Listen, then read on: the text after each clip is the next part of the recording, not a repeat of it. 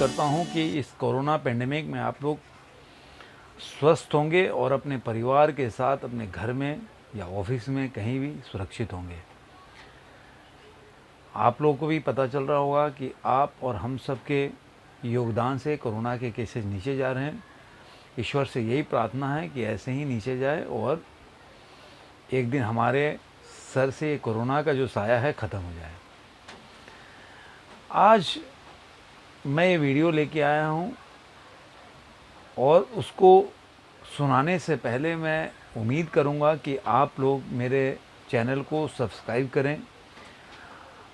अगर मेरा वीडियो आप लोगों को अच्छा लगता है तो अपने दोस्तों के साथ शेयर करें ताकि उनको मेरा जो अनुभव है उससे कुछ सीख मिले और सबक मिले। मैं ये नहीं बोल सकता कि उनसे ज्ञान मिले, मैं ये ज़रूर बोलूँगा कि मेरा अनुभव से उनको अपने ज़िंदगी में कुछ मिले जिससे कि वो अपने जीवन को सही दिशा में ले जाने में सफल हों। और लाइक भी करें, अगर अच्छा लगता है तो आप कमेंट भी करें। चलिए वीडियो शुरू करते हैं। और ये वीडियो कोई कहानी नहीं है, मैं एक न्यूज़ पढ़ा एक पेपर में और वो न्यूज़ एक घटना था जिससे कि मैं बहुत ही दुखी और व्यथित हो गया। दुखी और व्यथित इसलिए हुआ कि उसमें जो घटना है उस घटना को सुन के मैं भी आपको सुनाऊंगा। आप लोग एक नैतिकता की पाठ लेके या नैतिकता की सबक लेंगे, लेकिन हमें उससे एक अलग तरह का सोच और सबक लेना पड़ेगा, क्योंकि नैतिक कहानियाँ और नैतिक चीज़ें सुन सुन के हमारे ज़िंदगी में कोई बदलाव नहीं आया, तो कुछ नया करना चाहिए। चलिए कहानी मतलब जो भी घटना है उसको शुरू करते हैं।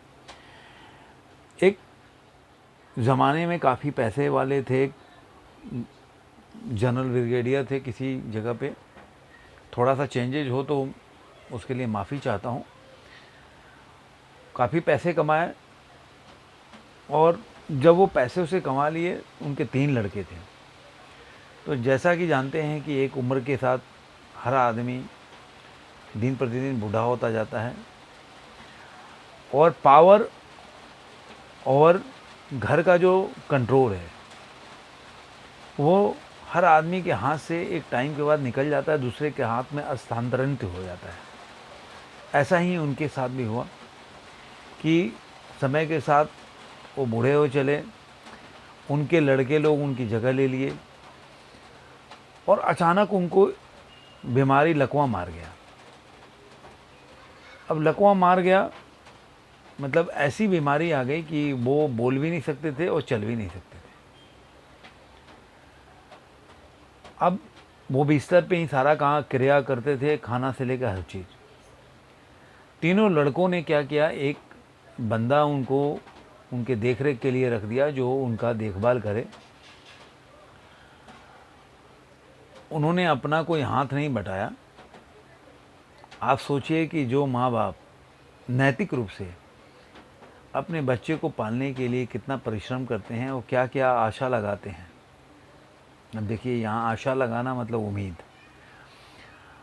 लगाते हैं कि मैं अपने बच्चे को पढ़ा रहा हूँ, पढ़ा लिखा के बड़ा करूँगा तो ये मेरे बुढ़ापे का सहारा बनेगा, कम से कम मेरी इज़्ज़त तो करेगा या मेरे दुख सुख में काम आएगा और मेरा ख्याल रखेगा। इतना तो उम्मीद कर ही सकते कोई माँ बाप जब अपने बच्चे में अपना भविष्य देखते हैं और उनके लिए अपना सारा भविष्य दांव पे लगा देते हैं।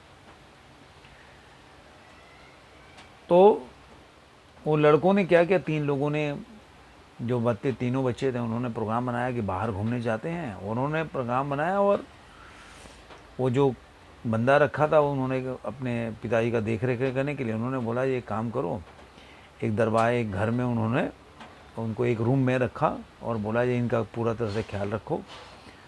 लड़के को पैसा वैसा दे के वो लोग बाहर आउट ऑफ इंडिया अबॉर्ड गए, चले गए घूमने फिरने। अब जो उनके देख रेख के लिए आप बंदा रखा था, वो सुबह जाता था, सामान वामान लेके पूरे घर में रहता था, काम वाम करता था और वहीं सोता था, लेकिन वो सामान वामान लेके आता था और उनका जो भी देख रेख करता था।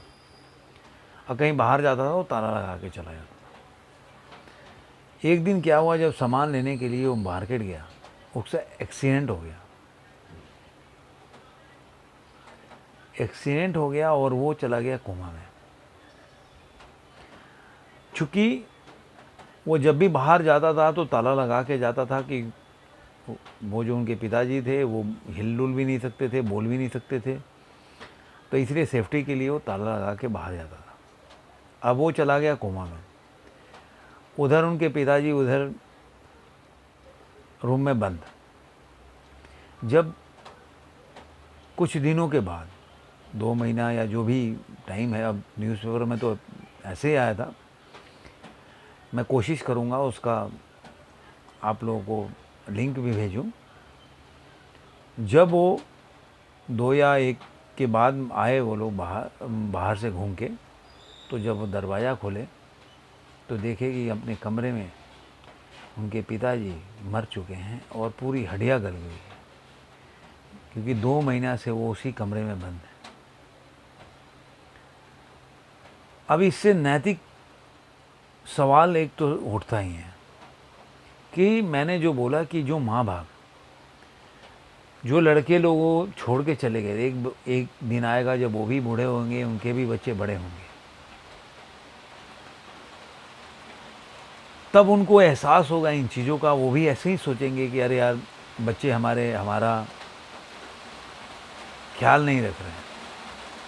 लेकिन पहले कोई भी सवाल अपने बच्चों से करने से पहले, क्या हमारी ये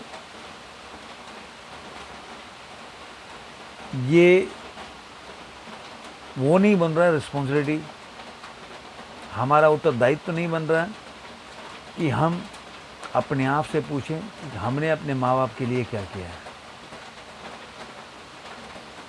क्या हमारा ये दायित्व नहीं बनता है? क्या हमें अपने आप से क्वेश्चन नहीं करना चाहिए? जब हम किसी से उम्मीद लगाते हैं तो हम उस सेम चीज़ के लिए कैसे उस उम्मीद पे खरे उतरें, कभी हमने अपने आप से क्वेश्चन किया है? दूसरा पहलू जो मैं बताता हूँ कि जब भी आप कोई कार्य करें, उम्मीद न लगाएं। अगर कोई भी पेरेंट्स अपने बच्चों से उम्मीद लगा के और सारा चीज़ अपने हाथ से जाने देता है, तो अपने आगे वो खाई ही खोद रहा है अपने हाथों से। आप किसी से आकांक्षा उम्मीद न रखें। आप वो काम करें जो आप अपने पैरों पे स्वावलंबी हमेशा रहें। ना बच्चों से उम्मीद रख के, आशा लगा के बैठना एक गलत चीज़ है। बच्चों से प्यार करना एक अलग चीज़ है, उनके साथ रहना, उनके साथ मस्ती करना सब कुछ ठीक है, लेकिन डिपेंडेंसी बहुत ख़राब चीज़ है किसी के ऊपर, चाहे अपने बाप के ऊपर, पिताजी के ऊपर या अपने बच्चों के ऊपर। डिपेंडेंसी जो होता है वो अच्छी चीज़ नहीं है। आप जब ये सोच लेंगे मेरे को किसी के ऊपर डिपेंडेंट नहीं होना है, तो आप अपनी सारी चीज़ें, ज़रूरत की चीज़ें, भविष्य की सारी चीज़ें जो आपको ज़रूरत पड़ेगी उसका खुद से आप उपलब्ध कराएंगे अपने लिए, और वो सोच के वो काम करेंगे कि भविष्य में अगर मुझे किसी चीज़ की ज़रूरत पड़ेगी तो मैं इस तरह से उसको हल कर सकता हूँ। तो जब आप अपने ऊपर भरोसा करके अपने लिए व्यवस्था करके जाएंगे तो आपको ये दिन नहीं देखना पड़ेगा। उम्मीद किसी से ना करें, आकांक्षा किसी का ना पालें, होप कोई नहीं रखें। प्रयास करें, प्रयास अपने लिए करें, दूसरों के लिए भी करें। जब आप अपने लिए करेंगे तो दूसरों के लिए भी करिए। इससे क्या होगा कि आप वो जो ज़िंदगी में आपके सामने जो विकट परिस्थिति आने वाली है उसके लिए आप पहले से प्रिपेयर्ड रहेंगे। और जैसे कि अभी मान लीजिए बारिश आने वाला है, तो आप ये मत सोचिए कि कोई मेरे को छाता देगा। आप पहले से प्रिपेयर्ड होकर निकलिए कि बारिश आएगा तब भी मेरे पास छाता है। तो आप प्रिपेयर्ड होकर कोई भी काम कीजिए, अपने से जो भी हो सकता है कीजिए, उम्मीद और आकांक्षा को दूर रख के कीजिए। मेरा कहना यही है। आपको ये घटना कैसा लगा ज़रूर मेरे को बताइएगा, और इससे आपको कैसा सीख लगा ये भी बताइएगा। क्योंकि कोई भी सवाल दूसरे की तरफ उठाने से पहले जो ज़रूर अपने से पूछिए कि मैंने ऐसा किया है कि नहीं। इसी प्रश्न के साथ आपको छोड़ के जाता हूँ कि आप अपने से क्वेश्चन पूछें। धन्यवाद। फिर मिलेंगे किसी और वीडियो में, उसके लिए नमस्कार।